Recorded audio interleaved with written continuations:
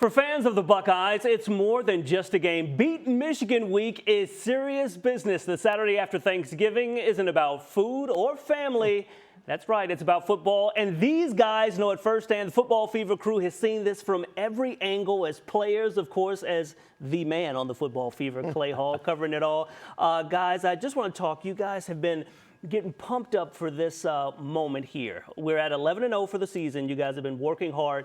Just the excitement leading into this game. Ben, you must be pumped. Rodney, this is what you dream of as a broadcaster, as a player. You know, Coach Ryan Day, you come to Ohio State, you have lofty goals, and when you have a chance to, run the season the way that they have, these guys have played at such a high level: offense, defense, special teams. For me, it's been the emergence of Jim Knowles, the defensive coordinator. He has just brought a new fire to this defense. So to go into this week with everything on the line, and then Jim Harbaugh, the Michigan Wolverines, 11-0, gets your blood boiling. I'm excited.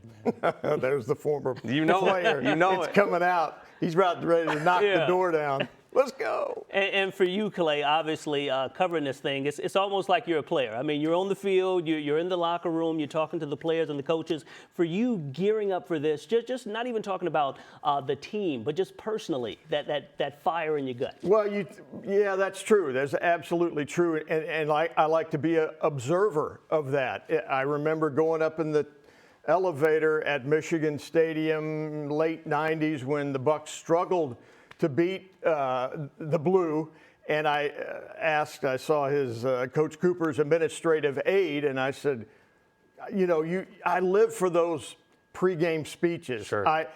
You see Miracle, and how did we beat the Russians? And I said, I want to know, what did he say? What did he say? And it can't be repeated here, but Coop was feeling the fire. He's like, we're good enough. Let's go out and do this, man. And it takes me back to Lloyd Carr here, upsetting Ohio State. I just remember a soundbite that he said after that win, which was so huge. And he said, it's amazing what can happen when 60 men pull together. I think it's that bond that so many coaches are so good at, bringing teams together, and it is maybe the upset that is the thing. But I made so many notes of games and moments, and last night we talked with Jim Trussell, and I said, there's a little chip in my brain where I see this woman with a cardboard box in the second row of Michigan Stadium, and it says, "A promise is a promise." And I told him, we always argue over the semantics of his 310 days in Ann Arbor, Michigan. And I said, you don't call it a guarantee, let's just call it a promise. Mm-hmm. And you kept the promise. Kept the promise. Well, what do you think it is about this rivalry that makes it so special? Is it that history, going way back? Is it the proximity of the states? Is it the brand of, huge Michigan, huge Ohio State? What do you think it is that makes this matchup so special? I think it's a little bit of everything, which you mentioned right there. I mean, two of the most historic teams in all of college football. You look at top five when it comes to winning percentage, the iconic coaches, the Heisman Trophy winners. I mean, and the fact that a couple hundred miles apart, I mean, one state away, lobbying for the same recruits. And just you look through the 70s, the 80s, the 90s a little one-sided, but then we've gotten the best in the 2000s, the 2010s.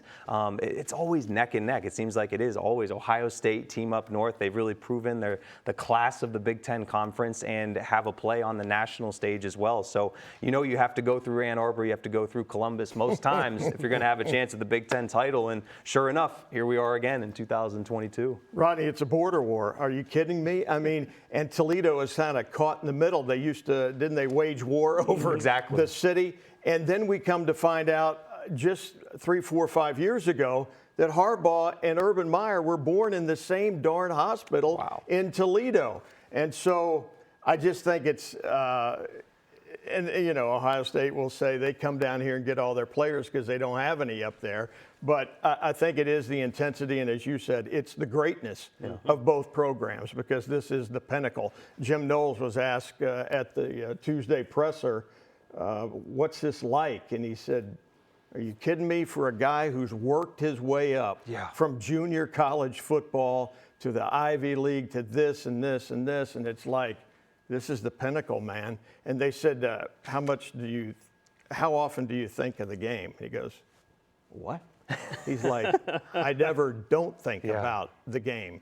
because he knows, as you pointed out, I think this man was brought in here to correct the issue and get the dub over the team up north. And Ben, from a player standpoint, obviously you guys have goals. One game at a time. That Big Ten championship, making it to the playoffs. Hopefully a national title at the end.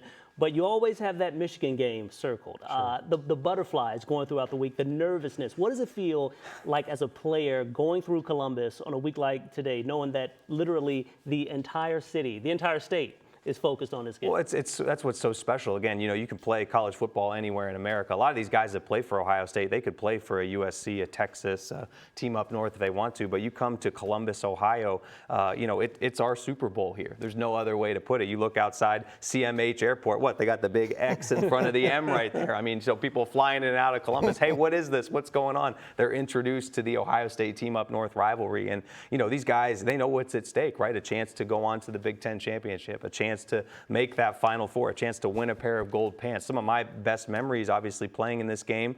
You can choose to keep them to yourself, give them to a girlfriend. I have them on my mother's neck. She wears all 4 of them proudly.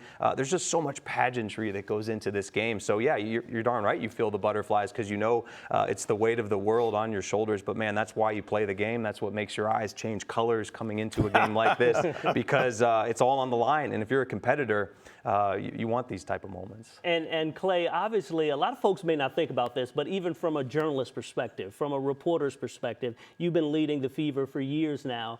It's a lot of pressure on you, too. I mean, the fans are expecting a lot of product content from you this week, a lot of exclusive insight into this game. How big of a week is this for you?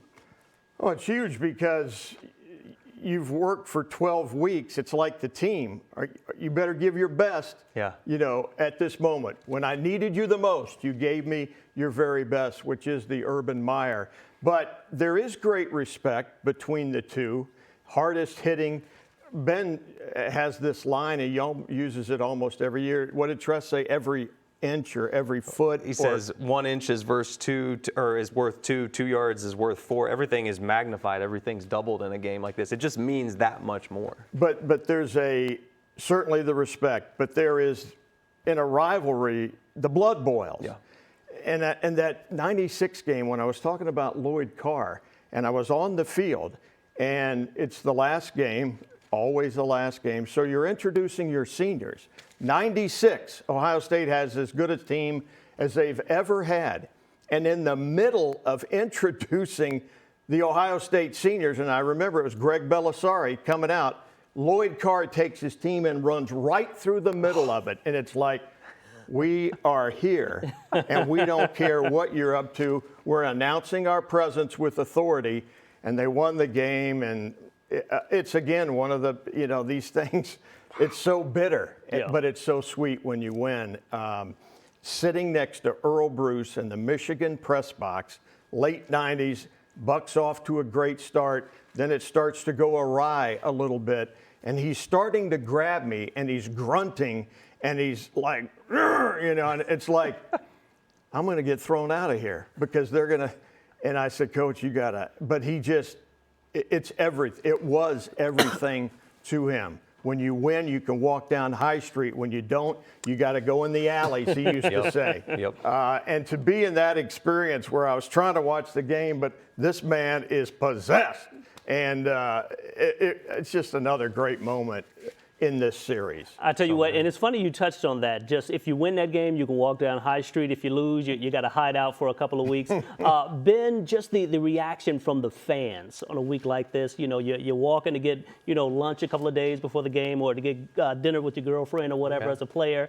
What's the reaction you're getting from fans? What's the talk leading up to this game? Well, call it what it is. There's a lot of pressure going into this game. Fans love their Buckeyes, but what they love more than their Buckeyes, they love their winning Buckeyes, right? and that's what we've been so spoiled. We've been so blessed. I mean, my first coach that brought me here, Jim Tressel. I mean, his record against Michigan, 9-1 against Michigan. Urban Meyer, 7-0. Ryan Day off to a good start, thus far, but wants to get this one, this year, obviously. So that's the beauty of playing in Columbus, Ohio, of working in Columbus, Ohio. Now having the opportunity to host the Fever, people coming up to me saying, hey, what's Jay going to say? Justin, Obi's thoughts, Clay, you guys doing a great job, but hey, we're going to get the win. win, right? We're gonna, as if we know somehow, right? I mean, Like it's on us. We're hopeful. We're going to give our best, but man, I just like the way that these guys are playing this year. C.J. Stroud, what more can we say about him and his career, what he's brought to Columbus, and like we said, this revamped defense as well. I got to throw in the love for the special teams. I think they're playing at a high level this year as well. But man, I just think that's why you come and play in Columbus, Ohio, is because you have the fandom. Certainly the pressure, but one of my favorite quotes, pressure is a privilege. That's why you come to Ohio State. Now, I have to put you guys kind of on the spot right now. I know this is a game that's been going on for more than 100 years now. Yeah. But I want you to give me your top two. If you can think of top two moments, or just for you, whether it be, during the game, after the game, something leading up to the game, give me two moments that you will always remember from this rivalry. 0-2, Ohio State won the game. Will Allen made an interception late in the game of John Navarre. Yep, John Navarre. People rushed the field. We're down there because we know in this era, in that year, you win that game, Ohio State is now going to be in the national championship game in the desert. And I'm down there on the field, and 100 million people, and cops are going with pepper spray and this, that, and the other. And I've got the Fiesta Bowl president, because I said all week, I want this guy to say on our air, we're inviting the Buckeyes or whatever it is. And it got out of control. And I'm doing my best to get the mic and it just was nuts. And John Junker, the Fiesta Bowl president, he said, I'd like to say right now to the Buckeye State, join us in the desert or whatever it was, and just kind of give it that oomph. And that was nuts because people were just, and they've been there all day and they're a little bit lubricated. And as Nothing wrong with that. Nothing wrong with that. Fans are wont to do. That's one. I just remember trying to hold my own against a tsunami of humanity because, again, winning that game, and now you're going to play Miami, in the national championship game. The other one was in the Big House. Ohio State's down 9, 7 minutes to go. And I'm kind of looking, I go, oh, gosh, now I'm going to have to do it. And I'm on the field. This is when ABC had every game. We go into the game, we come out of the game. Well, lo and behold, Troy Smith, who was the Michigan Slayer, 04 to 06, he hooks up with Gonzo on one of the most memorable plays I can remember at least, in that series where he dipped in, he comes back, he eludes a defensive lineman, he throws it up, and Anthony Gonzalez goes up 20 feet, makes a catch. Acrobatic one, yeah. Bingo. That was crazy. And they rally to win the game, and then they come to us minutes after, seconds after the outcome. And I've got A.J. Hawk, and I got Anthony Schlegel, and I got Bobby Carpenter, as they were a band of their own at that point. And it just was like, Tressel did it again, that son of a gun. Yeah. Well, I think if I could piggyback off of Clay here, it's actually the first of my memories is the same one that he talked about, but it just shows how it spans multiple generations. I remember in 2002, that was the first year I really became an Ohio State fan. My dad has season tickets. Hey, son, you want to go cheer on the Ohio State Buckeyes? Sure, Dad. And lo and behold, one win. They stack up, 12, 13 wins in a row. I'm like, yeah, I like this team. I could root for these guys. They never lose a dang ball game, right? And I remember going to that game and sure enough, rushing the field and being down there, and I think they had, what were they, Clay? They were those large chip hats. Remember those Fiesta Bowl hats that you'd put on? And my dad donned me with one of those. Tostitos. And I'm saying, Dad, can we go to the national championship? Can we go? And well, I don't know, son. Whatever. Sure enough, a month and a half later, he takes me in the back. He asked me to open up a drawer. There's 2 Natty tickets right there. My dad took me to the national championship game when they beat the Hurricanes that year. So just a personal memory from a fan right there, which was unbelievable. As a player, Rodney, I think back to my senior year, 2012. That was a time coming out of a really difficult time for Ohio State. There were NCAA sanctions. We had a postseason bowl ban that year, and we knew when Urban Meyer took over, we had to play for one another, the brotherhood, the great state of Ohio, as they would say, because we knew there was nothing beyond Michigan that year. Sure enough, we ran the table going into that game. It was a tight game. Fourth quarter, needed a great pooch punt inside the 10 to keep Michigan back there. And I remember kind of locking eyes with my dad on the sideline. He sat right in the third row on the 30-yard line, and we kind of just looked at each other. I knew it was going to be my last punt of my career in front of 105,000 against that team up north. Needed a pivotal punt right there. Knocked it right down to the 7-yard line. Our defense took care of business, and we had a perfect season to finish out my career, which was special. Really cool. And the snow is coming down. The fans rush the field. You get to, hug your family, sing the fight song, and it was a beautiful moment. It really was. For you guys, obviously, come Saturday, millions of people across the country are going to be watching this game. On a personal level, how does it feel to have such a personal connection to this, to this game, to this rivalry? A lot of folks are seeing it from afar, seeing it on TV, but you guys have been, on the field, a part of this for a lot of years. How does it feel personally to, have a real connection to this game? Well, I think there's a pressure there too, because as we used to say, we did a few of these shows when I first got here in '95, and then we found it to be quite a lucrative undertaking, and they were like, we're going to do this every week. We're going to call it this. And I always said to the guys working here, there are so many people watching. Now, you can either be great in those moments, and then you reap the rewards of that, but in front of all those people, if you have a bad show, there's some pressure there to perform and to deliver something that means so much to Buckeye Nation and this entire state. And so for that reason, it's like you gotta, be on your P's and Q's, go over those reads, practice with as the team does. This is what we're gonna do in this block. This is what, and it takes a great producer, and Stephen Kappas has to get some love right now because he's been doing this with Rodney at the controls and over the years, and that person is so integral to the success of the broadcast and making it compelling for people and delivering the goods when they want to see it. Yeah. No, I'll piggyback on that from a broadcasting side. I mean, just learning so much from you, Rodney and Clay. I mean, I think the word that comes to mind to broadcast a game like this is you're just honored. Certainly, I was honored to play in games like this, the coaches, the players, the pageantry that's around it. But, that's a culture that's been developed here at ABC and Fox is, hey, you better be professional in all that you do. And you're right, when we need you the most, you better show up and you better deliver in a big game like this. So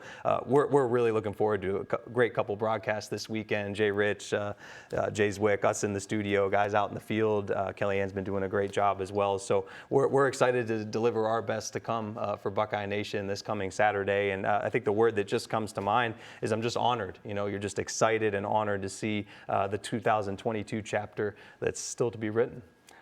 As a player, do you think that current players, when you're on the field, do you think they know how immense this game is, or do you think this is a sort of situation when you're removed from it? You've graduated, you've been out of school, 4 or 5 years, and then you look back and say, wow, I was a part of that. I think that is an excellent question, and I think a question maybe that's not asked enough, because if I'm being brutally honest, I think sometimes you're in the thick of it so much, you're focusing on the X's and O's. I gotta hit the right gap, I gotta do my job, make the correct read in the assignment.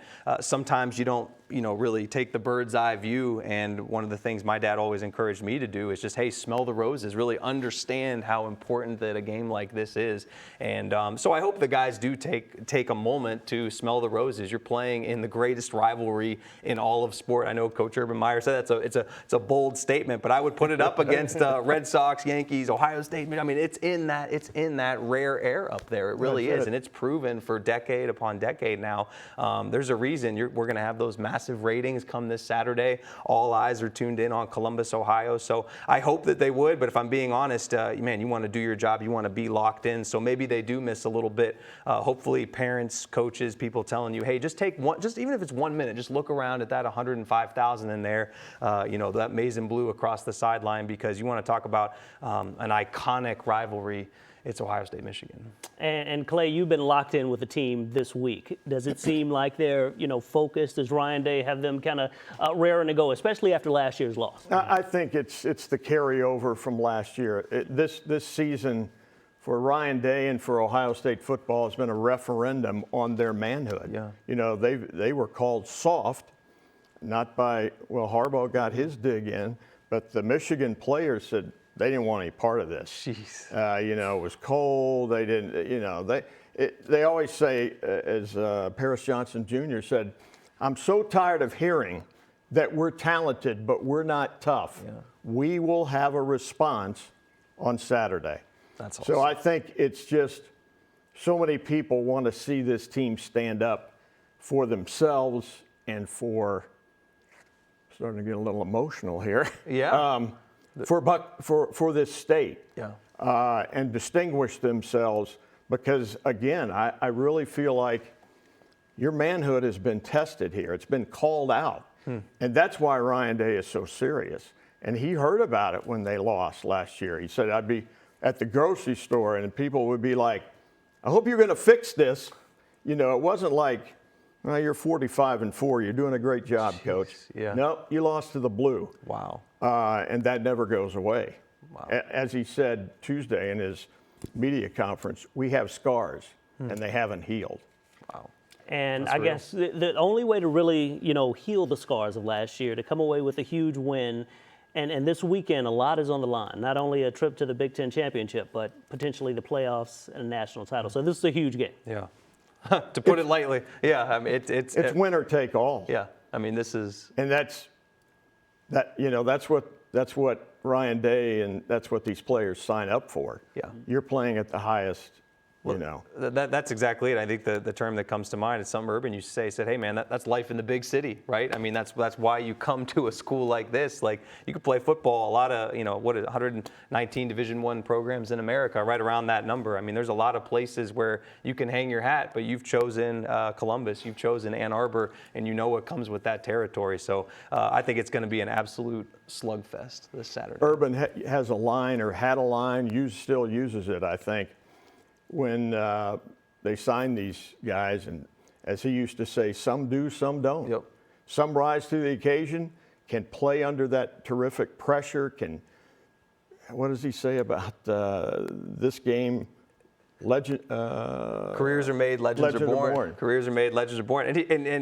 But if a guy bottoms out, he just says some do, some don't. Yep. I mean, we're not all going to be superstars. And he had a great way of motivating young people, and I see so much of that with Ryan Day as well. It's like, hey, that it is what it is, man. Here we are. We can talk about it. You can, hey, I feel this, I feel that, but we got to go. We got to go. We got a job to do this Saturday. And the cool thing is, Buckeye Nation's behind them 100% of the way, and I think they're going to feel that this Saturday. And admittedly, I know we're homers here, so we're not going to predict a score, but we are going to predict a win. We are going to do that, no doubt. So this will be hopefully another positive memory for all of those Buckeye fans out there this weekend. Hope it's a classic. Yeah. It certainly could be. The line is not that large. You get 3 points at home, so it's probably a 3-4 point gap between the two, and a lot of that is just, you're playing at home, and Ohio State, we know they're not tough, so they got to have good weather. And so, as Paris Johnson said, we're tired of hearing it. C.J. Stroud said it coming out of the locker room after Maryland. He goes, I'm tired of being embarrassed. I'm tired of people. I'm tired. I'm tired of it. Amazing. A guy with those statistics, a Heisman Trophy candidate. But it shows you really how much this game means. And Ryan said it. The number one is win the rivalry game. Win every game after that. I mean, you'll hear that on the radio, you'll hear that in the pressers, and there's so much respect that I have for somebody like that who looks at a challenge, takes it head on, and is not going to shy away from it. So we'll see the next chapter written this Saturday, guys. All right, and we are in the Buckeye State, so there is only really one way to end this. OH. I-O. There you go. I like it.